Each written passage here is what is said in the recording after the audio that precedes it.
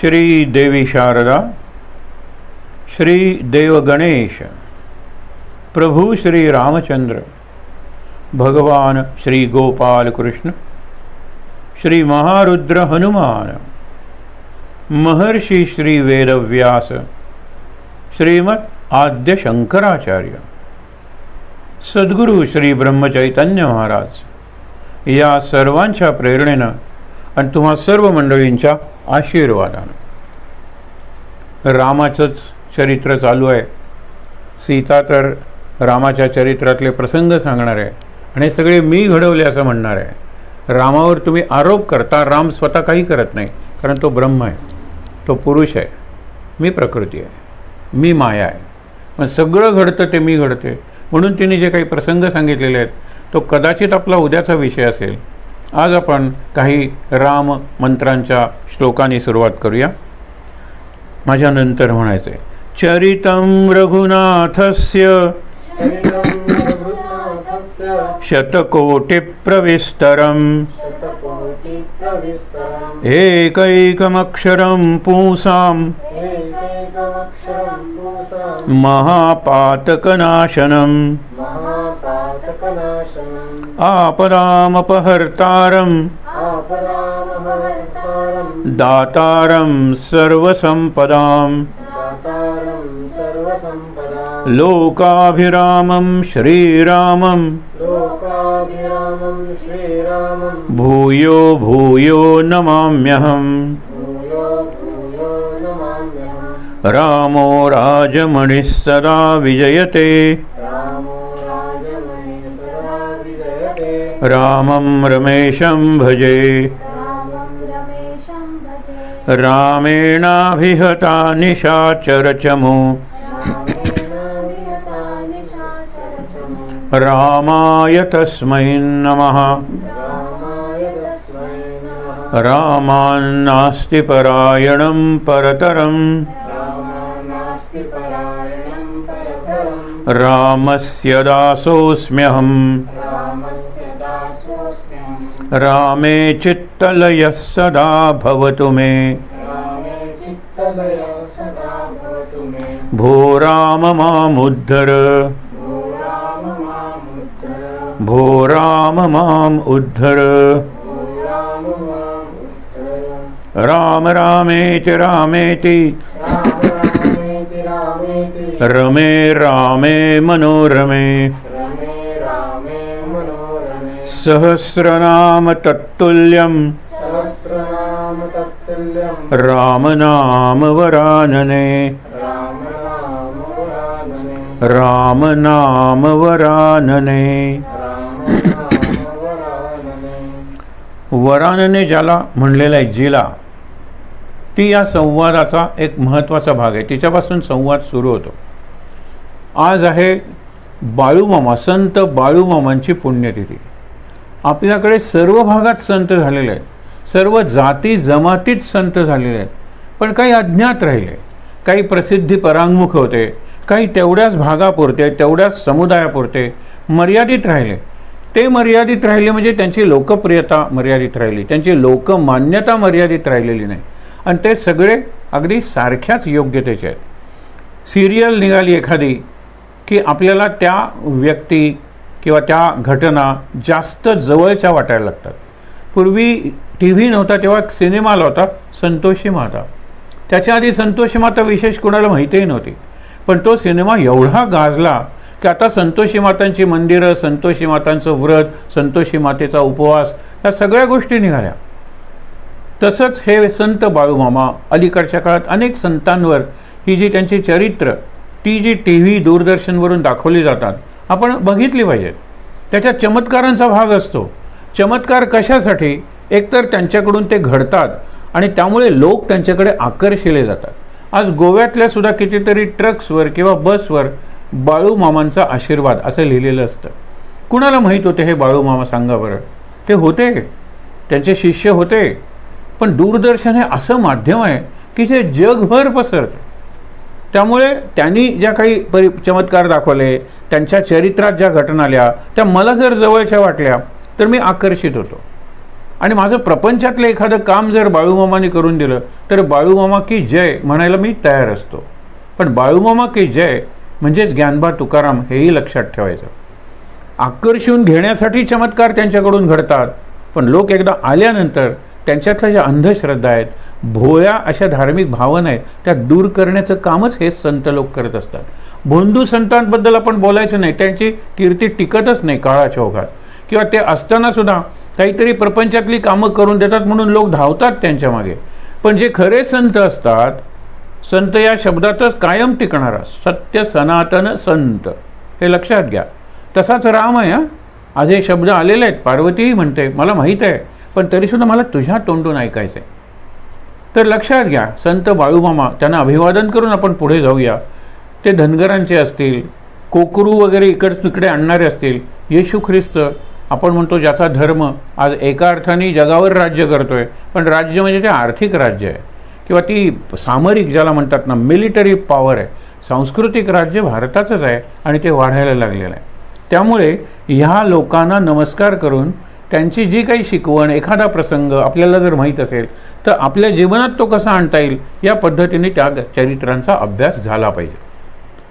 आपण थांबलो होतो, आज दुसरा दिवस आहे, 4 दिवसांची ही प्रवचनमाला आहे आणि आपण घेतले रामहृदय. रामहृदय म्हटल्यानंतर आपल्याला रामाचं हृदय म्हणजे राम नाम एवढंच आठवतं आणि ते बरोबरही आहे. कारण राम जसा परात्पर ब्रह्म आहे ना, तसंच नामसुद्धा परात्पर ब्रह्म आहे. रामाला कोणी जाळू शकत नाही, नामाला कोण जाळू शकतं? रामाला कोण काटू शकत नाही, नामाला कोण काटू शकतं? रामाला शस्त्रांचा काही उपयोग नाही, राम जन्मत नाही म्हणून राम म्हातारा होत नाही, म्हणून राम मरत नाही. नाम तसंच आहे की ओम हे पहिलं नाम आहे आणि ओममधून खरं सगळी सृष्टी निर्माण झालेली आहे. म्हणून सृष्टीच्या आरंभी नाम आहे, मध्ये नाम आहे आणि सृष्टीच्या शेवटी कशाला, सृष्टी संपली तरी नाम राहणार आहे. त्या नामातूनच पुन्हा पुढची सृष्टी निर्माण होणार आहे.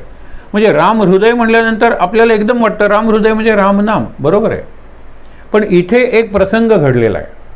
शंकर आणि पार्वती त्यांना रामाचं चरित्र आवडतं, रामाचं चारित्र्य आवडतं, रामाचं महात्म्य आवडतं आणि नुसतं आवडत नाही तर पुन्हा पुन्हा सांगितलेलं ऐकायला आवडतं, ऐकलेलं सांगायला आवडतं. असा त्यांचा सत्संग कैलासावर अखंड चालू असतो. आपण गेल्या वेळेला काल जे थांबलो होतो ते कुठे थांबलो होतो की कैलासावर एक असं सुवर्ण मंदिर आहे. तर कैलासावर कुठलं मंदिर आपल्याला प्रश्न येईल, पण एक लक्षात ठेवा, हे काव्य आहे, म्हणजे रचना अशी आहे आणि त्याच्यात रत्नजडित सिंहासन आहे. आपण तर म्हणतो की शंकराचं सगळंच नैसर्गिक आहे, हे रत्नजडित सिंहासन कुठून आणलं आणि त्याच्यावर शंकर बसलेला आहे. आणि शंकर म्हणजे कसा, कोटी कोटी सूर्यांचं तेज आहे आणि सौम्यता सुद्धा, कारण माथ्यावरच त्याच्यात चंद्र आहे म्हणून ते तेज कसं आहे, डोळे दिपवणारच तेज नाही आहे, फार लखलखीत असं तेज नाही आहे. तर ते तेजस्वीही आहे पण सौम्यही आहे, चंद्रासारखंही आहे आणि सूर्यासारखंही आहे. असा तेजस्वी शंकर हिऱ्याच्या सिंहासनावर सोन्याच्या मंदिरात कैलासावर बसलेला आहे. मानसपूजेत बघण्यासारखे चित्र आहे. त्याच्या डाव्या मांडीवर कोण बसलेली आहे, पार्वती. अत्यंत प्रेमानं ती त्याला विचारते. ती भक्तही आहे आणि नम्र, भक्त असल्यामुळे नम्र आहे, हे 2 शब्द वापरलेले आहेत. की ती त्याला काय विचारते की रामाचं रहस्य मला माहीत आहे, पण तरीसुद्धा तुम्ही सनातन आहात आणि रामसुद्धा सनातन आहे. सनातन म्हणजे तुम्हाला आधी नाही आहे. आपण म्हणतो ना, पार्वतीला त्या सप्तर्षींनी सांगितलं की कुणाशी लग्न करायला निघालेस तू, ज्याच्या आईबापांचा पत्ता नाही आहे. ती म्हणाली आत्तापर्यंत मला हे मात्र माहीत नव्हतं, आता माझा निश्चय झाला की लग्न करीन तर ह्याच्याच. कारण त्याला आईबाप असतील कुठून, तोच जर सगळ्यांचा पिता आहे. त्याची शक्ती पार्वती किंवा सती हीच जर सगळ्या जगाची माता आहे. पार्वतीला आपण जगन्माता म्हणतो आणि पार्वतीला आपण म्हणतो अन्नपूर्णा. अन्नपूर्णेचं स्तोत्र पार्वतीला उद्देशून म्हणलेलं आहे. तर अशी ही पार्वती आणि शंकर सतत अत्यंत आनंदात रामकथा ऐकत असतात. पूर्वी एक गाणं फार प्रसिद्ध झालं होतं आणि फार छान होतं ते, कैलासावरी शिव पार्वती करीती पारायण परिसाहो तुलसी रामायण. तुलसी रामायणाची गोडी ही अवीट आहे. अध्यात्म रामायणावर आधारितच तुलसी रामायण आहे, कारण अध्यात्म सांगायचं आहे. आणि अध्यात्म रामायण हे नाव आहे या ग्रंथाचं. ह्या ग्रंथ कशात आहे? परवा एक फार महत्त्वाचं विधान केलं होतं, आपण ते हे केलं पाहिजे. काल जे महत्त्वाचं विधान केलं होतं की एक संपुट आहे. संपुट म्हणजे आपल्याला कळलं ओंजळ किंवा दोन्ही बाजूनी बंद आहे, मध्ये काहीतरी आहे, डबा आपण म्हणलं होतं. तसा पहिला सर्ग, पहिलं कांड आहे बालकांड आणि 7वं शेवटचं कांड आहे रामायणाचं उत्तरकांड. तर पहिल्या कांडातला पहिला सर्ग म्हणजे अध्याय ते हे म्हणजे रामहृदय आहे. तर उत्तरकांडातला म्हणजे शेवटच्या कांडातला 5वा सर्ग ही रामगीता आहे. रामगीता सुद्धा वेदांताचं मर्म सांगते. वृक्ष वाटेल लोकांना हा विषय, पण आपण कथांच्या माध्यमातून हा सोपा करूया. आणि शंकरांनी सुद्धा सोपा करून पार्वतीला सांगितलंय. आणि इतकंच नाही तर ते म्हणाले, मी कितीदा तुला सोपा करून सांगू, राम सीता आणि हनुमान यांच्यातला संवादच मी तुला सांगतो. अशी रचना आहे. म्हणजे शिव पार्वती संवादाच्या पोटात राम सीता आणि हनुमान यांच्यातला संवाद आहे. फार रचना सुंदर आहे. आणि म्हणून हेच बघा ना की बसलेली आहे पार्वती डाव्या अंकावर, अंक म्हणजे मांडी, तर त्याच्यावर आणि प्रश्न विचारते. प्रश्न काय विचारते? फार सुंदर आहेत प्रश्न. आपण थांबलोय कुठे? कैलासाग्रे कदाचित. बघा, रवी शत विमले, सूर्यकिरणांची जशी असंख्य सूर्यकिरणं, तितका स्वच्छ तसा तेजस्वी. मंदिरे रत्नपीठ आहे. मंदिरात रत्नपीठ म्हणजे रत्नसिंहासनावर. सविष्टम ध्याननिष्ठम त्रिनयनम, त्रिनेत्र म्हणजे शंकर, ध्यानस्थ असा बसलेला आहे. अभयम सेवितम, तो अभय देणार आहे. आणि सेवा करतायत कोण? सिद्ध संघही, सिद्धांचे संघ तिथे गेलेले आहेत. सिद्ध मुनी ऋषी आपण म्हणतो, त्यांचे संघ तिथे गेलेले आहेत, गटच्या गट. आणि ते काय करतायत? प्रार्थना करतायत, उपासना करतायत, स्तुती करतायत शंकराची. देवी वामांक संस्था, अशा वेळेला देवी पार्वती वामांक संस्था म्हणजे बसलेली आहे तिथे. गिरीवर तनया पार्वती भक्ती नम्रा, भक्ती नम्रा, भक्तीनं नम्र झालेली किंवा भक्त आणि नम्र असलेली अशी पार्वती गिरीवर तनया. गिरीवर म्हणजे गिरी म्हणजे पर्वत, पर्वतात श्रेष्ठ असा हिमालय, त्या हिमालयाची कन्या. 2 अवतार सांगितले जातात की सती आणि पार्वती. सती ही दक्षाची कन्या आहे आणि दक्ष हा पहिला प्रजापती आहे. तर ही हिमकन्या सांगितलेलं आहे. हिमालय मग हिमालय त्या राजाचं नावही असेल, त्या राज्याचं नाव असेल की याच्यात तो हिमालय पर्वत असेल. आणि मैना ही त्याची पत्नी, त्यांचं हे अपत्य आहे कोण? पार्वती. पर्वताची पुत्री म्हणून तिला पार्वती, तिला शैलपुत्री आणि अनेक नावं आहेत. तर ती पार्वती. पण दोघींच्या चरित्रातली एक समान घटना जी पार्श्वभूमी आहे या प्रसंगाला, ती आपण सुरुवातीला पाहणार आहोत. पण हे बघा ना, प्राहेदम, ती विचारते. काय विचारते? देवमीशम सकल मलहरम, तू देवांचा ईश आहेस, देवादी आपण म्हणतो ना, देव आहेस तू. आणि सकल मलहरम, सगळ्यांचा मळ तू हरण करू शकतोस, म्हणून तुला हर म्हणतात. हर तुझं नाव आहे कारण तू हरण करतोस. इथे काय सांगितलं? सकल मल, कली कल्मश म्हणजे कलियुगात जे निरनिराळ्या प्रकारची पाप, नकारात्मक विचार, संशय हे जे असतात दूर करतोस तो. वाक्यमानंदम, तिने अत्यंत आनंदी असं वाक्य किंवा आनंदी वृत्तीनं एक वाक्य म्हणजे प्रश्न विचारला. इथपर्यंत आपण काल पोचलो होतो. आज बघूया नमोस्तुते. पहिल्यांदा नमस्कार, कारण मी तुला विचारते म्हणजे तू माझा गुरु आहेस या क्षणी, आणि त्या गुरुला मी विचारते. नमोस्तुते देव जगन्निवास, सगळं जग म्हणजे विश्व हे तुझं निवासस्थान आहे. कल्पना करा, सोपे शब्द आहेत तसे. म्हणजे तू काही कुठे कैलासावर वगैरे राहत नाही, कैलासावर राहतो तो देहातला शंकर. जसा देहातला राम हा जन्मला कुठे? अयोध्येला. मग सीता पळवली गेल्यानंतर त्यांनी विलाप केला. ही पार्श्वभूमी आहे या प्रसंगाला. बघूया पुढे. सर्वात्मदृक, तू सर्वांच्या अंतःकरण, सर्व आत्मदृक पाहतोस, अंतःकरणात राहतोस आणि अंतःकरणांना पाहतोस. तुझ्यापासून लपलेलं काही नाही. आपण जे म्हणतो ना, जे न देखे रवी ते देखे कवी. पण रवी सुद्धा सर्वसाक्षी कुठे?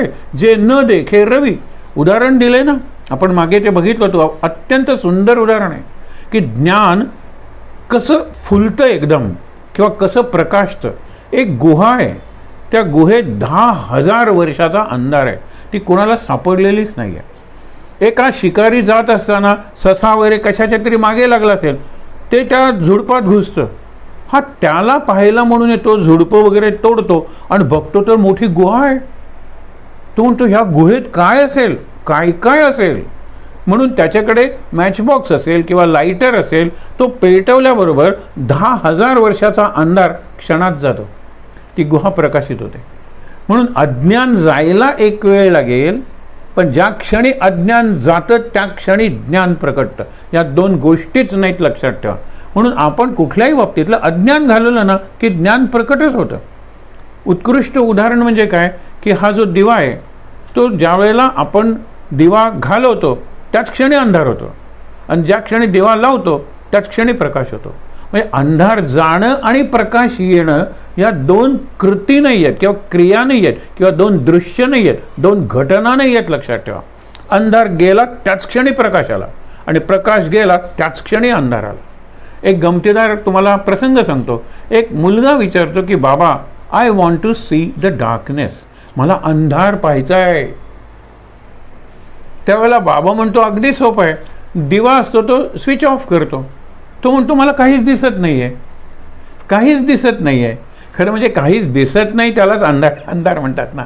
बाबा मला काहीच दिसत नाही आहे. ठीक आहे, परत स्विच ऑन केला. बाबा मला प्रकाश दिसतोय, मला तुम्ही अंधार दाखवणार होतात ना. ते म्हणाले प्रकाश नसतो ना त्याला अंधार म्हणतात. तुला अंधार कधी दिसणार नाही, तुला प्रकाशसुद्धा दिसत नाही. कोणतीही शक्ती आपल्याला दिसत नाही. And light is an energy. फिजिक्समध्ये आपण शिकतो मॅग्नेटिझम इज अन एनर्जी. आज चुंबकाचं सुंदर उदाहरण शंकरांनी दिलेलं आहे. राम कसा आहे, ते चुंबकासारखा आहे. आणि काय अप्रतिमय होते. म्हणजे त्या काळी ते त्यांना खरं दोन प्रकारची बुद्धी सांगितलेली आहे, एक अंतःप्रज्ञा आणि दुसरी तर्कप्रज्ञा.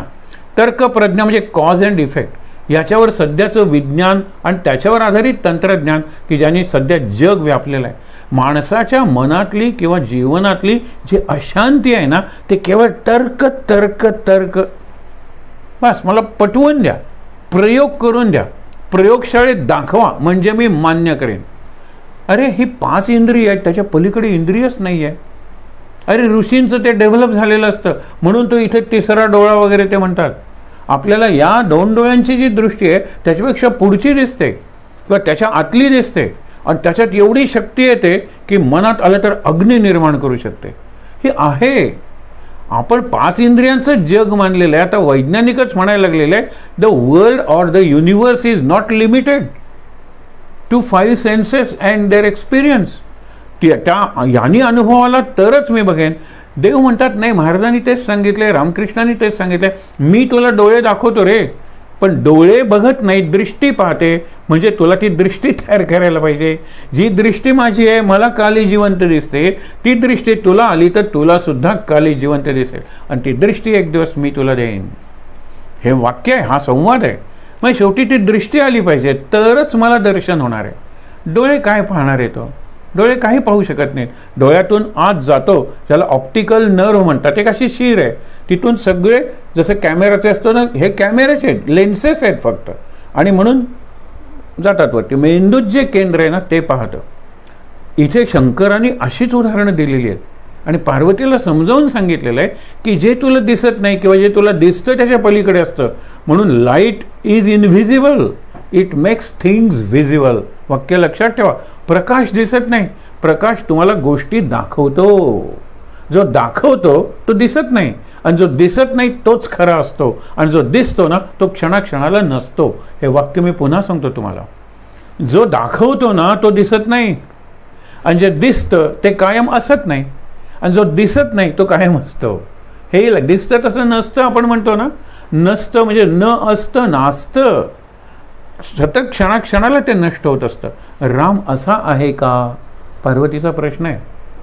आणि बरोबर शंकरांनी उत्तराची सुरुवातच तशी केलेली आहे. ती काय म्हणते? नमोस्तुते देव जगन्निवास सर्वात्मदृक्त्वं परमेश्वरोसी. तू परम ईश्वर आहेस. पृच्छामि तत्वं पुरुषोत्तमस्य. हा 15वा अध्याय जो आहे ना त्याच्यात क्षरपुरुष, अक्षरपुरुष आणि उत्तम पुरुष असे सांगितलं. क्षरपुरुष म्हणजे नष्ट होणारं तत्व. आता आपले देह धरून आपल्याला जे जे दिसतंय मग आपल्या घातलेलं घड्याळ असेल, अलंकार असेल, कपडे असतील, जमीन असेल, सगळं जे दिसतं ना ते नष्ट होतं. यत् दृष्टम तत् नष्टम इति श्रुती. हे एक तत्व आहे, पटण्यासारखं तत्व आहे. त्याला क्षर म्हणलेलं आहे. आणि अक्षर म्हणजे क्षर म्हणजे नष्ट न होणार, म्हणून आपण याला अक्षरमूर्ती म्हणतो. ही वाङ्मय मूर्ती आहे. अध्यात्म रामायण राम देहातला नाही आहे. आता सांगणारे वाल्मिकी किंवा व्यास देहात नाही आहेत, पण देह म्हणजे सगळं कोणी सांगितलंय? देह ही माझ्या अस्तित्वाची बाहेरची सरहद्द आहे, external frontier of my existence. देह, त्याच्या बाहेर जग सुरू होतं. देह कातडीपर्यंत मी आहे असं वाटतं आपल्याला, पण मी खरा आतच आहे. म्हणून इंद्रिय देह हा दिसतो. आणि आज सगळं विज्ञान टेक अवे आम्ही तुमच्याकडे येऊन पोचवतो. हे काय पोचवतात? हे देहासाठी पोचवतात आणि इंद्रियांसाठी पोचवतात. म्हणून हल्ली आपले काय झालेले आहेत? उपभोग वाढलेले आहेत, कारण सगळं घरपोच मिळायला लागलेलं आहे. आणि त्यामुळे काय की इंद्रियांच्या आत मन आहे, मनाच्या पलीकडे बुद्धी आहे, बुद्धीच्या पलीकडे हा आहे. म्हणजे बुद्धी संपते. म्हणजे बुद्धी म्हणजे तर्क प्रज्ञा हे बुद्धीवर आधारित आहे. आणि अंतःप्रज्ञा ऋषींना ते कसं दिसलं असेल? आता चरक सारख्या ऋषींनी इतक्या काळात किंवा जेव्हा काही फार साधनं नव्हती त्या काळात त्यांनी शवविच्छेदन करून अशी हाडं, असे सांधे वगैरे वर्णन केले. आयुर्वेदात औषधं देताना अभ्यास केलेला आहे ना मानवी शरीराचा. कुठे त्यांच्याकडे त्यावेळेला काय पॅथॉलॉजिकल रिपोर्ट होता का? निरनिराळे MRI एक्सरे वगैरे होते. पण त्यांनी त्यावेळेला सांगितलेली औषधं आज प्रभावी पडू लागलेली आहेत. त्याच्यात संशोधन होणं अत्यंत आवश्यक आहे. मागे तुम्हाला एक उदाहरण सांगितलं होतं. शंकर कसा सनातन आहे, तर आत्ता तुम्हाला सांगतो हे काहीच नाही. एक माणूस की जो पूर्णपणे आता भारतीय संस्कृती, संस्कृत आणि आयुर्वेद यांच्या प्रचारासाठी तो जगभर फिरत असतो. रॉबर्ट स्वबोदा त्याचं नाव. त्याला पोटदुखी झाली काठमांडूला आल्यानंतर. आणि काठमांडू नेपाळची राजधानी आहे. तिथे खूप टुरिस्ट जातात, कारण त्याला म्हणतात काय, रूफ ऑफ द वर्ल्ड असं आहे ते, सगळ्या जगाचं रूफ आहे ते. तर तिथे गेल्यानंतर पोटदुखी, आणि तो औषधाचा फार्मास्युटिकल कंपनीचा मालक आहे, अनेक कंपन्यांचा कुबेर आहे तो. त्याला अनेक औषधं माहीत होती आणि अनेक फार्मसीत त्याला ती औषधे मिळाली. पोटदुखी थांबे ना. मग कुणीतरी सांगितलं तिथे वैद्यबुवा आहेत. वैद्यबुवा म्हणजे आमच्याकडचे डॉक्टर. जाऊन बघा, मरता क्या नाही करता. एरवी तो म्हणतो की मी घातलं सुद्धा नसतं त्यांनी दिलेलं, पण त्यांनी काहीतरी अशी मुळी घेतली, मुळी उगाळली, मला दिलं एक भस्म पावडर, तो म्हणतो मला दिली खायला, बस. मी म्हणतो एवढंच? हो म्हणाले एवढंच. आणि माझी पोटदुखी आश्चर्य वाटावं अशी थांबली. मी त्याच्याकडे गेलो. हे तू काय मला दिलं होतंस? मला माहीत नाही म्हणतो, माझ्या गुरुनी मला सांगितले. मी ही गुरुला हा प्रश्न विचारला होता की ही जी तुम्हाला मी आता भस्म दिलं, आम्ही त्याला भस्म म्हणतो, तुम्ही त्याला पावडर म्हणा. चूर्ण म्हणतो आम्ही, तुम्ही त्याला पावडर म्हणा. त्याच्यात नक्की काय काय? गुरु म्हणाले मलाही सगळं माहीत नाही आहे, माझ्या गुरुंनी मला ते कसं करायचं ते शिकवलं. म्हणलं म्हणजे तुम्हाला माहीतच नाही आहे? हो म्हणाला. हे कुणाला कळेल? म्हणाला हे संस्कृत भाषेत ग्रंथ आहेत आणि ते कळण्यासाठी तुम्हाला भारतात जावं लागेल, काशीला. हा काशीला आला, हे पाश्चात्यांकडून अमेरिकनांकडून हे शिकायचं. एखादी गोष्ट मला माहीत झाली पाहिजे, कळलं की ते ऑल आउट जातात. आपण जे डिस्कवरीवर किंवा ॲनिमल प्लॅनेटवर बघतो, एखाद्या अळीनं जर अंड किंवा एखाद्या माशीनं जर अंड घातलं तर त्या अंड्यातून माशीपर्यंतचा प्रवास आपण शिकलेलो असतो. पण आता ते इतकं सुंदर दाखवतात. आपला रक्ताभिसरण, तुम्ही तुमचं ब्लड सर्क्युलेशन बघू शकता आज, कारण ते तिथपर्यंत गेले त्यांनी. आणि म्हणून त्यांनी काय केलं की आला काशीला, तर ते म्हणाले आम्ही तुम्हाला संस्कृत शिकवतो, पण संस्कृतमधून आयुर्वेद शिकायचं असेल तर पुण्याला गेला पाहिजे. पुण्याला आला, टिळक कॉलेज ऑफ एज्युकेशन आयुर्वेदाचं. तिथे आयुर्वेद हा पहिला आला म्हणे परीक्षेत, संस्कृत शिकला. आणि आता मी इथे आहे तर मराठी संस्कृतपेक्षा सोपी आहे म्हणून मराठी शिकला. मराठीची परीक्षा ज्ञानेश्वरी आहे म्हणून ज्ञानेश्वरी शिकला. ज्ञानेश्वरीवर तो थोडीशी प्रवचनही करायला लागला. आणि नंतर म्हणतो भारताची ही भाषा गुजराती जवळ आहे, कानडी जवळ आहे, असं करत करत तो 16 भाषा शिकला. आश्चर्य वाटेल तुम्हाला. खादीचे कपडे घालून त्याचा इंटरव्ह्यू होता. इंटरव्ह्यू शब्द मी मुद्दामून वापरतो. तर आपण आता इंटरव्ह्यूला सुरुवात करूया. म्हणाला करूया, पण त्याला मुलाखत म्हणतात मराठीत, पण तो शब्द मराठी नाही आहे, खरा शब्द आहे साक्षात्कार. आता आपण साक्षात्काराला सुरुवात करूया. इतके मराठी शब्द त्यांनी त्या मुलाखत घेणाऱ्याला सांगितले. तो म्हणाला तुम्हाला नमस्कार करायला पाहिजे. तो म्हणतो मला कशाला करता, ज्ञानेश्वरांना करा ना. आणि तो इतका आता जनरस आहे, म्हणजे उदार आहे. त्यालाकडे संपत्तीला काय, त्यांनी संपत्तीचा ट्रस्ट केला आणि तो आता गेला आळंदीला. सगळं सांगत बसत नाही, परत कधीतरी प्रसंग येईल त्यावेळेला सांगेन. तर ते सगळेजण त्याला ओळखतात, अंकल अंकल. आणि त्याला जातो तो म्हणतो एक वाक्य फक्त लक्षात ठेवा, दर्शन कसं घ्यायचं असतं. जगाच्या पाठीवर कुठेही मला उदासी आली, अरे किती चांगली संस्कृती आहे, पण तुम्हाला नको आहे, भारतीयांनाच ती नको आहे. संस्कृत भाषा भारतीयांनाच ती नको आहे. आयुर्वेद भारतीयांना, आता इम्पोर्टेड आयुर्वेद आपण शिकायला लागलेलो आहोत. लक्षात घ्या, इम्पोर्टेड योगा, आपण योग नाही शिकला, योगा हे उलटं झालेलं आहे. पण ठीक आहे ना, मी उदास होतो म्हणाला कधीतरी. त्यानंतर त्यांनी सांगितलेलं त्या इंटरव्ह्यूमध्ये मला आठवतं की मी जगाच्या पाठीवर कुठेही उदास झालो ना तर भारताच्या कुठल्याही विमानतळावर उतरणारं विमान पकडतो. मला चेन्नई चालतं, कलकत्ता चालतं, मुंबई चालतं, दिल्ली चालतं, बेंगलोर चालतं. विमानतळावर उतरल्यानंतर मी टॅक्सी करतो, थेट आळंदीला नेणार आहे. आळंदीला आल्यानंतर इंद्रायणीत आंघोळ करतो आणि मला तिथे ओळखतात लोक आणि मला वेळही कमी असतो हे त्यांना माहीत आहे. तिथे गेल्यानंतर ज्ञानेश्वर यांच्या ती समाधी, त्याच्यावर डोकं टेकल्यानंतर 880 व्होल्टचा शॉक मला बसतो. आपण तिथे लिहिलेलंच ना 440 व्होल्ट आणि ते कवटी दाखवलेली असती, 2 हाडं, खतरा हे तिथे ट्रान्समीटर वगैरे ते लिहिलेलं असतं ट्रान्सफॉर्मरवर. तर 880 आणि माझ्या शरीरातली पेशी उदासी निघून जाते, नैराश्य असतं ते वितळून जातं आणि पूर्णपणे मी नवीन होतो. आणि मग जिथे असेल तिथे जाऊन कार्य सुरू करेन किंवा दुसरीकडून कार्य सुरू करेन. इतकं तुम्हाला दिलेलं आहे तुमच्या संतांनी. पण तसं नमस्कार मात्र केला पाहिजे. आज ज्ञानेश्वर चैतन्य रूपात आहेत आणि चैतन्य म्हणजे फिजिक्समधल्या सगळ्या शक्तींच्या पलीकडे. इलेक्ट्रिसिटी हो, मॅग्नेटिझम हो, लाईट हो, साऊंड हो, न्यूक्लिअर एनर्जी हो, हो म्हणजे याच्या सगळ्यांच्या पलीकडे चैतन्य आहे. आणि ते चैतन्य आहे ना, त्याची उपासना आपण करतो. गेले वर्षभर वगैरे चालते त्या चैतन्याचीच उपासना आहे. आपण ब्रह्मचैतन्य महाराजांच्या पायाशीच बसतो. आणि आता तेच सांगितलेलं आहे, राम ब्रह्म आहे, त्यातून चैतन्य, आनंद या सगळ्या गोष्टी आहेत त्याच्याकडे. पण मी त्याचा उपयोग करून सृष्टी निर्माण करते, सृष्टीतल्या घटना घडवते. हे पार्वती, मी सीता सांगते. पण तुम्ही त्याचं कर्तृत्व रामाकडे देता कारण तुम्ही अज्ञानी आहात. ज्ञान आल्यानंतर राम काहीच करत नाही आहे, पण रामामुळे सगळं होतं आहे हे लक्षात ठेवा. पुढे बघूया ना. सनातनम, तो ते तत्वही सनातन आहे, म्हणजे रामाचं तत्वही सनातन आहे. आणि हे शिवा शंकरा, तूही सनातन आहेस, तूच योग्य आहेस माझ्या प्रश्नाचं उत्तर द्यायला. आणि दुसरे एक कारण आहे, प्रियोसी मे त्वम वद यत्तु पृष्ठम. मी तुला विचारलं आहे त्याचं उत्तर दे, कारण मी लाडकी आहे ना तुझी, मी आवडती आहे ना तुझी, मी प्रिय आहे ना तुला. मग दे उत्तर. मग श्रीरामचंद्रे खिल लोक सारे भक्तिर्दृढा नौर्भवती प्रसिद्धा. मला माहीत आहे की राम हा इतका प्रसिद्ध आहे, राम हा इतका शक्तिमान आहे की त्याचं नाम भवसागर तरून जाण्यासाठी नौका आहे. मला माहीत आहे हे, पण तरीसुद्धा मला राम कळला आहे असं वाटत नाही. रामाचं हे महत्त्व मला कळलेलं आहे, रामाचा पराक्रम मला माहीत आहे. अरे रावणाला मारतो तो काय साधा असणार आहे काय? नाही.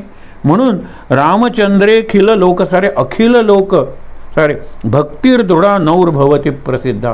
हे प्रसिद्ध आहे की राम नामाच्या नौकेत बसा आणि हा भवसागर म्हणजे हा संसार, हा प्रपंच आनंदात तरुण जा. डोळ्यासमोर चित्र आणा, रामनाम नौका भवसागरी तराया. तथापि, हे मला माहीत आहे, पार्वती सांगते, तथापि तरीही माझ्या मनात संशय आहे. हा संशय आहे ना, त्याचं निराकरण तुम्ही करा. काय सांगा, हृत संशय बंधनम मे विभेद. तू त्याचं तू दूर कर. मी लाडकी आहे ना तुझी. हां, रामाचं मला माहीत आहे रे महात्म्य, पण तरी रामाचं स्वरूप मला माहीत आहे. महात्म्य म्हणजे लोकांनी सांगितलेलं आणि स्वरूप म्हणजे स्वतःला कळलेलं. मुद्दामून बघा, लोकांनी सांगितलेलं अरे या दुर्वा आहेत. तुम्हाला मागे उदाहरण सांगितलं होतं ना, एका मित्राबरोबर त्याचे 2 परदेशातले मित्र आले होते आणि तो त्यांना गोवा दाखवत होता. आणि गोवा बसमधून त्यावेळेला बघायचे. आणि आल्यानंतर तो पहिलं त्याला मंदिर लागतं, दुसरं मंदिर लागतं, तिसरं मंदिर लागतं. आणि तो म्हणाला पहिल्या मंदिरात गेला, तो गवत उचलायला लागला. तो म्हणाला you are picking up grass, lot of grass is there. म्हणाला ही ग्रास नाही, याला दुर्वा म्हणतात, याचं महात्म्य मी तुम्हाला सांगेन बसमध्ये. नंतर ही कसली टिपिकल लिव्ज, ही बेलाची पानं आहेत, ह्या मी शंकराला होतो, मी सांगेन. ही तुलसीपत्र आहेत. ते गेले बालाजी, गोमंतक बालाजीच्या मंदिरात, तिथे तुलसीपत्र मार्गात पडली होती, तो उचलत राहिला आणि त्यांना सांगत राहिला हे तुलसी दल आहे, याला हरिप्रिया म्हणतात. आणि हरी म्हणजे विष्णू, विष्णूलाही प्रिय आहे. हरप्रिय म्हणजे बिल्वदल, ते हर म्हणजे शंकर, त्याला प्रिय आहे. आणि गणेश प्रिय, या दुर्वा आहेत, त्या गणेशाला प्रिय आहेत. हे सगळं तो म्हणतो की सगळ्या सृष्टीत देवत्व आहे. हो ना, डिव्हिनिटी इन नेचर. ती रिअलाईज व्हायची ना, तरच तुम्ही इको फ्रेंडली होऊ शका. Poster competition, slogan competition, marching, भाषणं, घोषणा, निरनिराळे रिपोर्ट, परिसंवाद, परिषदा, यातून काही साध्य होणार नाही. फक्त अवेअरनेस होईल. पण प्रश्न सोडवायचा असेल, आतून मला कळलं पाहिजे. हाच प्रश्न पार्वतीचा आहे. मला महात्म्य माहीत आहे, लोकांनी सांगितलंय, तुम्हीही सांगितलंय, मी ऐकलंय नारदासारख्या लोकांच्याकडून, परंतु मला आतून कळलं पाहिजे रामाचं स्वरूप काय आहे. रामाचं रूप मला माहीत आहे, स्वरूप काय आहे. इथे आपण ती कथा बघूया. आता रामाचं स्वरूप म्हटल्यानंतर राम हा परमात्मा आहे असं मी ऐकलेलं आहे. तुम्ही मला ते सांगा समजावून. तो परमेश्वर आहे, तो परम आहे, त्याच्या पलीकडे काही नाही असा हा राम. आणि आत्ता खाली आपली पत्नी राखता आली नाही एकतर, आणि पळवून नेली तर हा सामान्य माणसासारखा विलाप करतोय, शोक करतोय, हा राम. आणि परमात्मा राम तोच. तिचे प्रश्न आहेत, त्याचा प्रश्न वाचून दाखवतो. 3-4 प्रश्न एकमेकाला जोडलेले आहेत. त्यातला एक प्रश्न खास आहे, या संदर्भात तुम्हाला नवीन वाटेल. ती काय म्हणते माहिती आहे ना, परेण संबोधित वेद परात्मतत्वम. म्हणजे राम एकतर परमात्मा असेल तर रडणार नाही, किंवा परमात्मा असेल तर आपण परमात्मा आहोत याचं त्याला ज्ञान नाही आहे, म्हणजे अज्ञानी आहे. आणि ह्याला ज्ञान नाही याचा पुरावा म्हणजे वसिष्ठांनी त्याला ज्ञान दिलं, मग त्याला ज्ञान द्यावं लागलं. मग आणि हा जर परमात्मा नसेल तर तुम्ही त्याचं नाम कसं घेता? साधा प्रश्न आहे ना. तुम्ही तर योग्यांचे योगी, तुम्ही देवांचे देव, महादेव, देवाधिदेव, आणि हा सामान्य आहे, तो काही परमात्मा नाही, त्याला आपण परमात्मा आहोत याचं ज्ञान नाही आहे. परमात्मा असतं तर असा रडला नसता पत्नी गेली म्हणून. आणि त्याचं ज्ञान त्याला अज्ञान आहे म्हणून त्याला वसिष्ठांनी ज्ञान दिलेलं आहे. हा कसला राम? असे 3-4 प्रश्न एकत्र विचारलेले आहेत. त्यावेळेला महादेव म्हणतो, एक जे पारंपरिक कथा आहे जी इथे नाही आहे पण तो संदर्भ आहे. प्रश्न तिच्या मनात येतो त्यावेळेला शंका आलेली आहे ना, हा मोह आहे, मोह निरस स्वतः रामच करेल. डोळे मिटून बसतो. ती परत परत विचारते, हा उत्तर देत नाही, हा ध्यानस्थ झालेला आहे. ती म्हणते मग मीच बघते परीक्षा घेऊन. आता हा जातोय ना, सीतेला पळवलेला आहे ना, सीतेसारखे वेशभूषा करून अगदी सीतेसारखे दिसत रामापासून काही अंतरावर उभी राहते. लक्ष्मण सुद्धा फसतो, म्हणतो रामा इथे आहे, भाभीश्री इथे आहे. त्यावेळेला राम बघतो, सीता उभी आहे. आता हा वृक्षानं तुम्ही बघितलंय का? कारण तुम्ही स्थिर उभे असतात. लतानं तुम्ही बघितलंय का सीता कुठे येते? कारण सीता तुमच्यासारखी नाजूक आहे. पाण्यात तू बघितलंस का? कारण तू सगळीकडे वाहत जातोस. हे दगडा तू प्रत्येकाला तो विचारतो, आलिंगन देतोय राम. मला सांग रे, सीता कुठे गेली? सीता कुणी नेली? कोणत्या दिशेला गेली? आता जर आपण सीतेच्या रूपात आत्तापर्यंत ती एका आपण म्हणतो ना की धुन सवारती, तर तिच्या अशा धुंदीत ती आलेली आहे.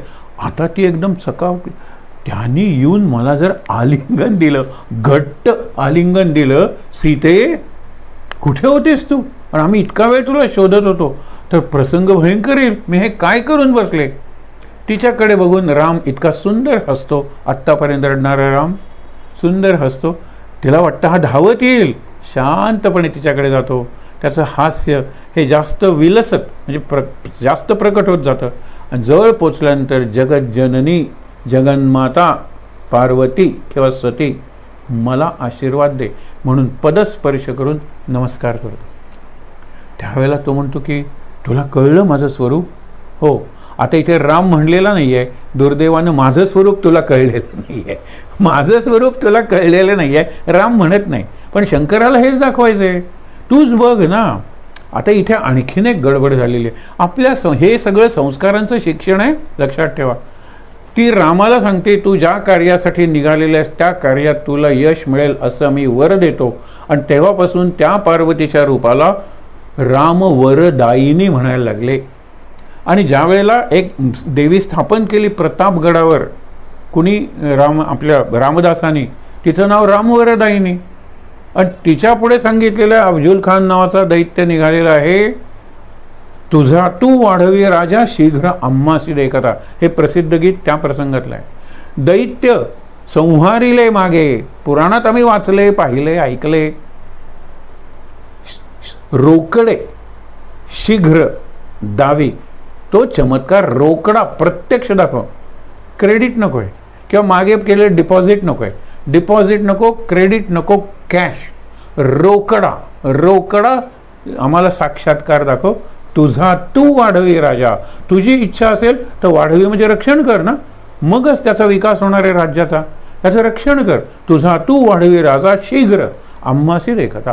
कारण तो दैत्य निघालेला आहे. दैत्य तो पुराणात मारलेला अगदी महिषासूर वगैरे, ह्याला मार तू किंवा शिवाजीकडून मारवून घे. तुझा तू वाढवी राजा राम वरदायिनी.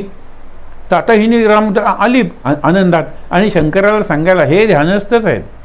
आणि ती म्हणते की मला तो कळलं, राम हा परमात्मा स्वरूप आहे, हे बाहेरचं सगळं तो करतोय ते नाटक आहे.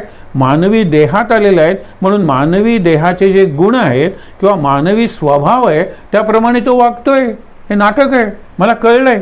राम हा खरंच महान आहे, परमात्मा स्वरूप आहे. हे झाल्यानंतर शंकर डोळे उघडत नाही. तुम्ही आता डोळे का उघडत नाही? माझी खात्री पटलेली आहे राम हा परमात्माच आहे म्हणून. त्यावेळेला शंकर म्हणतो, मी तुझा स्वीकार करू शकत नाही, कारण परीक्षा घेण्याच्या निमित्ताने तू परीक्षा घेतलीस, मला आवडलं, घ्या परीक्षा तुम्ही. पण परीक्षा घेताना तू रूप घेतलं होतंस ते सीतेचं, आणि राम माझा पिता आहे आणि सीता माझी माता आहे. मातेचं रूप तू घेतलेलं आहेस, मी तुझा पत्नी म्हणून कसा स्वीकार करू? तेव्हा मी करत नाही स्वीकार. आणि म्हणून तिथे सतीची गोष्ट सांगतात, तिने आत्मदहन करून घेतलं. सतीची दुसरी कथा येते की तिने त्या यज्ञात आत्मदहन करून घेतलं, कारण शंकराचा अपमान केला तिच्या वडिलांनी, दक्षाने. अनेक कथा असतात या. आणि मग पुढचा जन्म म्हणून ती पार्वती झाली. इथे पार्वतीच्या बाबतीत सुद्धा असाच प्रसंग सांगितलेला आहे. तो काय सांगतो आता? महादेव उवाच. आता शंकर बोलायला लागले. काय सांगतो? धन्यासी भक्तासी परात्म. तुला परातत्व किंवा परमतत्व जाणण्याची इच्छा झाली म्हणून तू धन्य आहेस पार्वते. यत ज्ञातुम इच्छाम तव रामतत्वम. रामाचं तत्व म्हणजे रामाचं रहस्य, म्हणजे रामाचं स्वरूप. रूप नाही, रूप दिसतंय लोकांना, स्वरूप दिसत नाही हो. आपला स्वभाव कुठे दिसतो सांगा बरं? आणि तो अत्यंत प्रामाणिक आहे. प्रामाणिकपणाचा काढणारा फोटो, सर्टिफिकेट तुम्ही, he is very honest and sincere. त्याच्या कृतीवरून दिसतं ना, त्याच्या वृत्तीवरून दिसतं ना. सिन्सिरिटी कुठे दिसते? प्रामाणिकपणा कुठे दिसतो? तो कृतीत दिसतो, जीवनात दिसतो. ही महत्त्वाची गोष्ट आहे. आणि म्हणून सांगितले की वक्षे सांगा नमस्कृत्य रघुत्तमम. ते मी तुला वक्षे म्हणजे सांगतो, पण रामाला आधी नमस्कार करतो, रामाकडून प्रेरणा घेतो आणि रामाचं स्वरूप तुला कथन करतो. ही कशी भाषा आहे बघा बरं. म्हणजे रामाबद्दल बोलायचं असेल तर आधी रामाला नमस्कार केला पाहिजे, रामाला प्रसन्न केलं पाहिजे, मग राम माझ्यात प्रकट होईल आणि तो स्वगत बोलेल, आत्मगत बोलेल. मी कोण रामाचं चरित्र सांगणारा? आणि ते काही शब्दात सांगता येतं का? रामानेच सांगितलं पाहिजे. आणि म्हणून तू जे प्रश्न विचारलेला आहेस ना, मी रामाला वंदन करून सांगतो. आणि तुझा प्रश्न खूपच चांगला आहे. यापूर्वी इतका चांगला प्रश्न कोणी विचारलेला नाही आहे. हे असं नेहमीच म्हणतात, oh it's a good question. ज्यावेळेला क्वेश्चन आन्सर सेशन असतं तर इट्स अ गुड क्वेश्चन असं म्हणताना तो उत्तर शोधत असतो. पुन्हा पण it's an excellent question, it's a very good question असं का म्हणतात? कारण त्याला उत्तर सापडत नाही आहे, तो विचार करतोय. शंकराला विचार करायची गरज नाही आहे, पण तो तेच म्हणतो की तुझ्या आधी हा प्रश्न, इतका चांगला प्रश्न, रामाच्या स्वरूपाबद्दलचा प्रश्न कुणी विचारलेला नाही आहे. आणि म्हणून मी उत्साहाने सर्वांतरस्योपी निगूढ आत्मा स्वमायया सृष्टमिदम विचष्टे. राम हा सर्वांच्या अंतर्यामी राहून स्वतःच्या माया शक्तीनं जिला सीता म्हणतात. सगळ्या विश्वाचा व्यवहार चालवतो. विचेष्टे म्हणजे व्यवहार चालवतो. आपण जसा संसार चालवतो ना तसा तो चालवतो, हे लक्षात ठेवा. त्याच्यानंतर काय सांगितलेलं आहे, जगंती नित्यम, हे मगाशी मी तुम्हाला सांगत होतो. परितो जग सगळं विश्व त्याच्या भोवती फिरतंय. आपण किती सहज मुलांना सांगून जातो आणि आपलं ज्ञान तिथेच थांबवतो, पुढे नाही. सगळे ग्रह आहेत ना ते सूर्याभोवती फिरतात. It is solar system. पण सूर्य कोणाभोवती फिरतो? सूर्य रामाभोवती फिरतो. राम कोणाभोवती फिरतो? राम फिरतच नाही, राम असतोच असतो बाय डेफिनेशन. ब्रह्म हलत नाही, कुठे हलणार? ब्रह्म चालत नाही, कुठे चालणार? सांगा. सर्व व्यापक जी गोष्ट आहे ना ती चालणार कशी, ती हलणार कशी, तिची गती किती? रामाची गती परमात्मा म्हणून किती आहे? 0. कारण राम इथे आहे आणि राम अगदी अंतिम युनिवर्सच्या टोकापर्यंत सुद्धा आहे ना. केवढी गती झाली. या क्षणात तो इथे, त्या क्षणात तो युनिवर्सच्या दुसऱ्या टोकाला पोचला. म्हणून प्रचंड गतिमान आहे, प्रचंड स्थितिमान आहे राम. हे ब्रह्माचं वर्णन आहे. ही उपनिषदातली शैली आहे वर्णन करायची. असाही आहे तो तसाही आहे. तो दिसत नाहीही आणि तो दिसतोही. तो दिसत नाही बरोबर, पण तो दिसतो आपल्यातून. आपल्यात त्याचा अंश आहे ना आत्मा, आणि तो परमात्मा आहे. तो परम आहे, अंतिम आणि म्हणजे अल्टिमेट आपण म्हणूया, आणि सुप्रीम म्हणतात त्याला. आणि मी त्याचा अंश आहे. त्यामुळे काय, त्याचे गुण माझ्यात आहेत. पण मी अंशात्मक असल्यामुळे माझे गुण त्याच्या इतके, त्याच्या तुलनेत नाहीच नाही. काल आपण सहज म्हणलो होतं की शंकर डमरू वाजवतो आणि इकडे माकडवाला डमरू वाजवतो. आणि तुम्ही सांगणार ह्या डमरूच्या 1000 पटीने केलं की शंकराचा डमरू तयार होईल. ह्याला महा म्हणतात. महाभारत. मेग्या नाही आहे हे, मायक्रोन ते मॅक्रो. अरे हे सगळं क्वांटिटेटिव्ह आहे. हा डमरूच निराळा आहे, तो डमरू निराळा आहे. शंकराचा डमरू काल सांगितलं होतं म्हणून जास्त सांगायला नको. शंकराचा ज्या वेळेला डमरू वाजतो त्यातून काय काय निर्माण होतो. ती स्पंदनं असतात आणि ध्वनीची स्पंदनं आहेत ना त्याचा केवढा प्रभाव असतो आपण रामाच्याच चरित्रात बघितलेलं आहे. ही त्राटिक आहे, ही राक्षसी आहे, ही दुष्ट शक्ती आहे. मार तिला. त्यात हिचीच मुलं त्रास देतात माझ्या यज्ञाला. सुबाहू आणि मारीच मुलं आहेत हिची. तर हा म्हणतो स्त्रीला कसं मारू?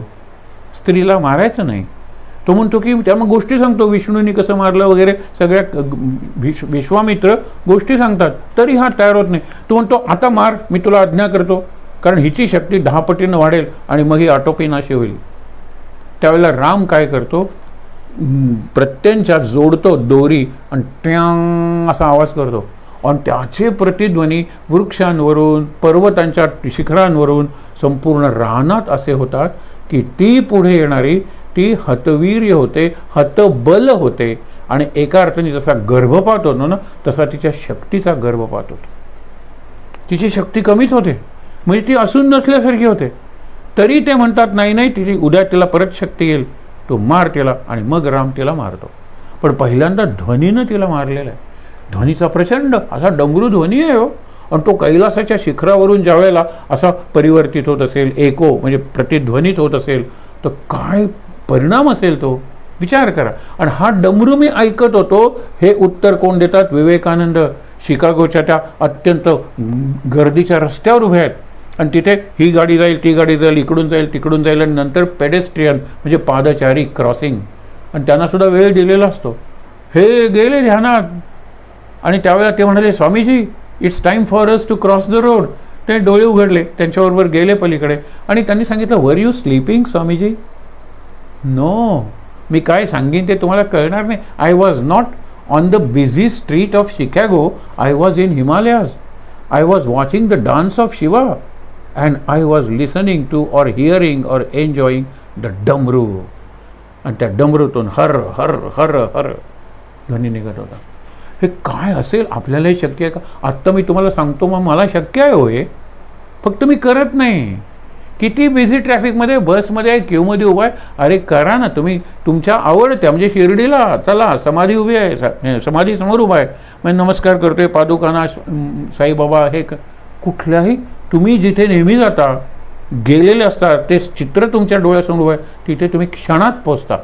एवढी शक्ती आहे आपल्या विचारांची, कल्पनाशक्तींची.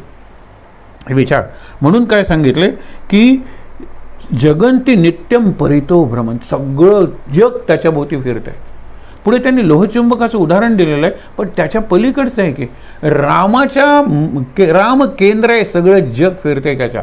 एक साधं हल्ली फिजिक्ससुद्धा सांगतं की आपला सूर्य आहे तो मरायला लागलेला आहे. आपण हे विधान अनेकदा ऐकलेलं आहे, कारण एवढी शक्ती दर सेकंदाला बाहेर पडते, निर्माण होते, पण त्या निर्माण होण्याला सुद्धा क्षमता आहे की, कारण तो हायड्रोजन आहे, तो हेलियम आहे, ते गॅसेस आहेत, एक पेटतो दुसरा पेटायला मदत करतो, मग ती चेन रिॲक्शन होते, त्यातून ते किरण बाहेर पडतात. बरोबर आहे ना. The sun is a ball of fire, but that fire आपण म्हणतो ना will be extinguished, will be put off किंवा will end on one day, that will be the doomsday. तो जगाच्या दृष्टीने प्रलयाचा दिवस असेल. ह्या सूर्याला ही शक्ती कोण देतं? हेलियम आपण म्हणतो ना की oxygen helps burning, hydrogen Burns itself. कुणी त्याच्यात गुण निर्माण केले, गुण वैज्ञानिकांनी शोधून काढले. इतकंच नाही तर हायड्रोजनचे 2 आणि ऑक्सिजनचा 1 H2O केला की पाणी होतं.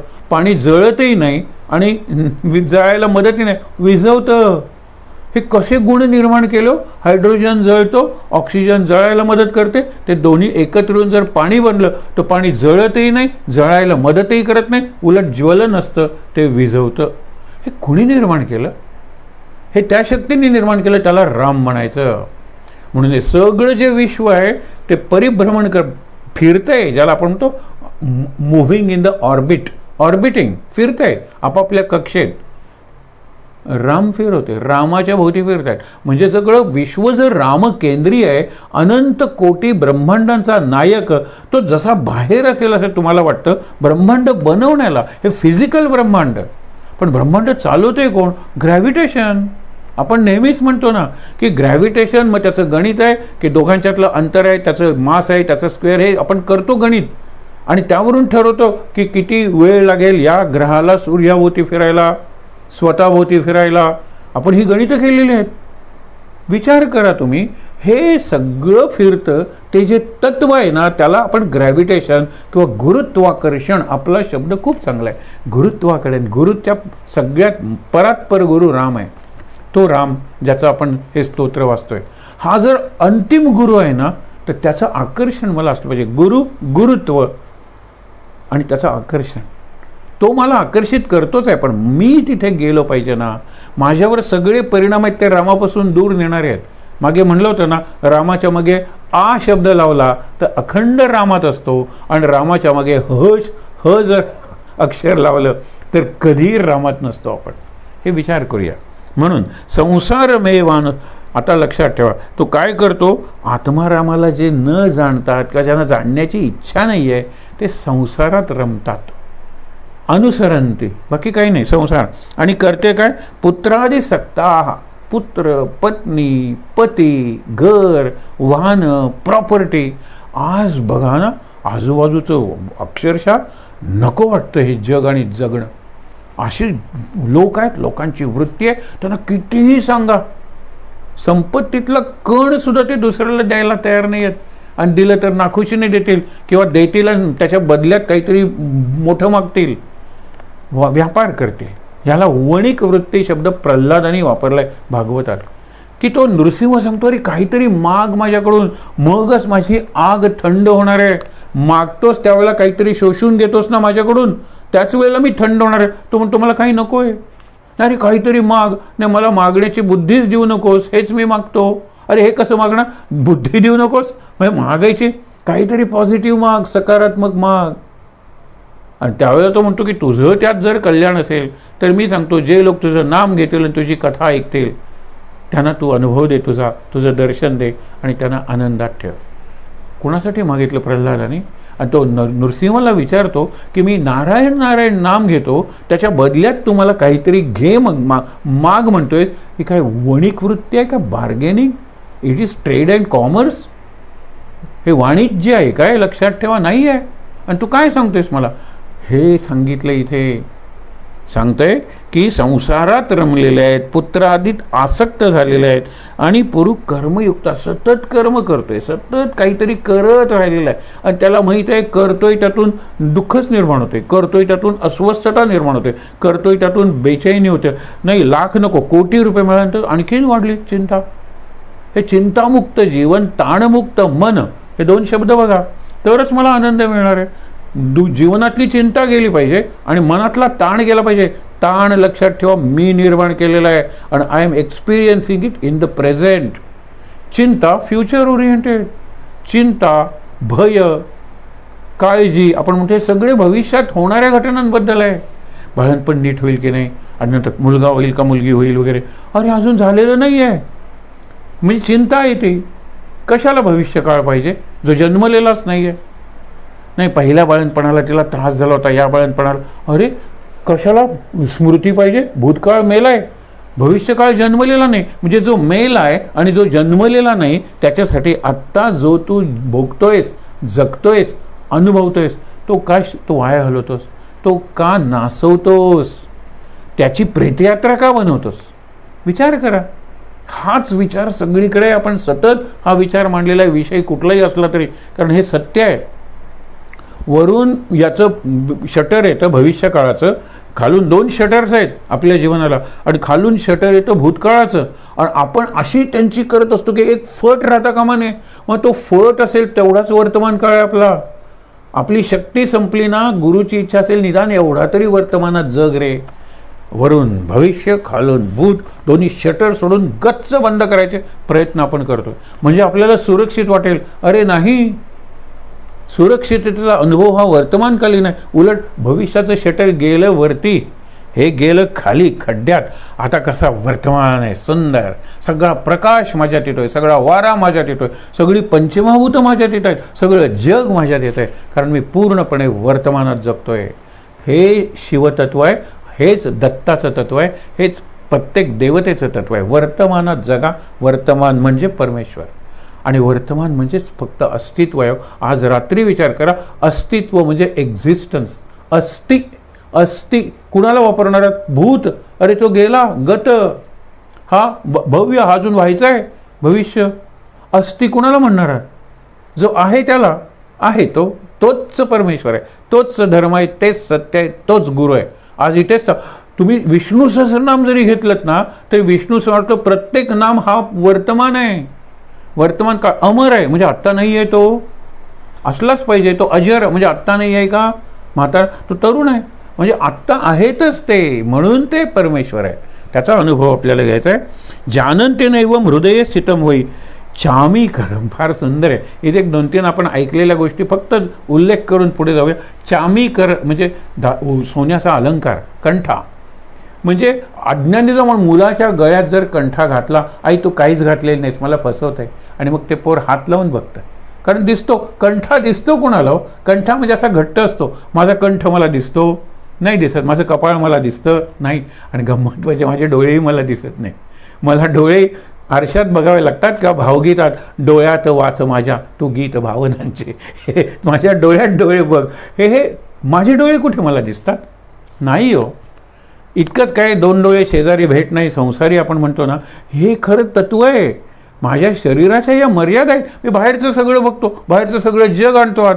हे कॅमेरा, तो कॅमेरा, हे सगळी फोटोग्राफी, हे सगळं आपण करतो, पण नाही आहे काय, मला प्रत्यक्षात माझा डोळा दिसत नाही. ही मर्यादा आहे. मला पाठ नाही माझी दिसत तर, आणि बऱ्याच वेळेला पोट वाढलं तर मला पायही दिसत नाहीत. ही गंमत बघा. असं आहे, बऱ्याच गोष्टी असून दिसत नाहीत मला, मग नाही आहेत का त्या? म्हणून जानन्ते नैवम हृदये स्थितम वै. आत असलेला राम जाणत नाहीत लोक, जसं गळ्यात घातलेला कंठा अज्ञानी लोक, लहान मुलं जाणत नाहीत. आता इथे आपण एक 2-3 गमती बघूया. एक गोष्ट म्हणजे काय की राजकन्येचा कंठा मरताना आई देते आणि सांगते हा आपला परंपरागत कंठा आहे, तो मात्र कायम ठेव, तो कधी हरवू नकोस. आणि म्हणून ती एकदा मैत्रिणींबरोबर जाते आणि आईचा कंठा हे पाण्याने खराब होऊ नये म्हणून ती काठावर ठेवते. कावळा वगैरे कोणीतरी उचलून नेत असेल, ती रडायला लागते. ती म्हणते मी इथेच बसणार, जेवणार नाही. राजा म्हणतो तिचा कंठा सापडेपर्यंत राज्यात कोणी जेवायचं नाही. राजांचं अशीच गंमत असते, कुणी जेवायचं नाही, सगळीकडे कंठा शोधा. मग प्रत्येकजण कंठा शोधतोय. झाडावर चढणारे जातात, कुठल्या ढोलीत पक्ष्यांनी नेलाय का, कुठल्या बेळात नेलाय का, सगळीकडे खणाखणी शोधाशोधी, पळापळी, चढाचढी, उतरा उतरी, हे सगळं चालू होतं. आणि कुणीतरी सांगतो तुम्ही त्या राजाला सांगा तुमचा शिष्य आहे ना. गुरु येतो आणि गुरु विचारतो आल्यावर हद्दीत, अरे काय करतोयस रे? कंठा शोधतोय राजकन्याचा. काय करतोयस रे? अरे कंठा शोधतोय, त्याशिवाय जेवण नाही आम्हाला. अरे काय करू? कंठा शोधतोय. त्या आल्यानंतर तो म्हणतो, राजा काय चाललंय राज्यात? नाही नाही, कंठा मिळाला. अरे प्रत्येकाच्या कंठात कंठा आहे की रे. तो म्हणतो म्हणजे काय? कंठ आहे ना हा. प्रत्येकजण म्हणतो कंठा कंठा कंठा कंठा, कंठस्थीकरण. तुझं वीण रामा मज कंठवे ना. हा जो कंठ आहे ना तोच खरा कंठात आहे. कंठस्थीकरण म्हणजे पाठांतर, रिसाईट, हा भाग आहे. मग कंठा कंठातच आहे, दुसरीकडे काय शोधता? तसं राम आतच आहे, बाहेर कशाला शोधता? अज्ञानी माणसाला हे कळत नाही, पण ज्ञानी आहेस ना तू. रामाचा शोध घ्यायचा असेल तर आतच घे, बाहेर घेऊ नकोस. म्हणून दुसरं काय उदाहरण आहे की आपण सकाळी म्हणतो बघा, उदयना अस्त जेथे बोध प्रातःकाळी रामा बोध प्रातःकाळी. हा प्रातःकाळ म्हणजे वर्तमान आहे. सतत उदय नाही, अस्त नाही आणि ग्रहण नाही असा सूर्य म्हणजे राम आहे. तो काय सूर्य वंशातला आहे का फक्त? तो सूर्याचा सूर्य आहे, सूर्याचा सूर्य आहे राम.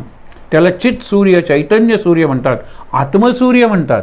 तो कायम टिकणार आहे. हे समजून घ्या ना. हे समजली ना तर कुठलाही गायक चांगला गायक होईल, कुठलाही लेखक चांगला लेखक होईल, कुठलाही वादक काय, कुठलाही शिल्पी काय, सगळेजण, नेतासुद्धा जर माझ्यातलं नेतृत्व त्या रामापासून आलेलं आहे की जो माझ्या आत आहे, तरच तो नम्र राहील, तरच त्याचे पाय जमिनीवर राहतील आणि तरच तो रामाच्या प्रेरणेने सतत प्रयत्न करत राहील आणि स्वतः सिद्ध करेल की आत आहे राम आणि बाहेर आहे मी. आत्मा राम आहे आणि बाहेर मी एक राम आहे. रामाची आपण म्हणतो प्रतिकृती मी बाहेर आहे, आत नाही आहे. म्हणून त्याच्यानंतर यथाही चाक्षणा, हे काय उदाहरण आहे लक्षात ठेवा. यथाही चाक्षणा भ्रमता गृहाधिकम. इथे आपण थांबणार आहोत कारण इथे सुंदर आहे. हा फार महत्त्वाचा सिद्धांत आहे. या सगळ्या आपल्या वेदांत म्हणतो ना आपण त्याच्यातला आहे. विनष्ट दृष्टे भ्रमतीव दृश्यते. काय आहे की मी फिरायला लागलो, लहान मुलं गरगर गरगर फिरतात आणि नंतर म्हणतात आई घर फिरतंय, घर फिरतंय. फिरतायत काय? तो फिरतोय, त्यामुळे त्यांचे डोळे फिरतायत, त्यामुळे त्यांच्या दृष्टीत दोष निर्माण झालेला आहे. अरे मी हिरवी काच घातली की आई हे मला काळं तुझं कापड हिरवं कसं दिसतंय, काढ ना.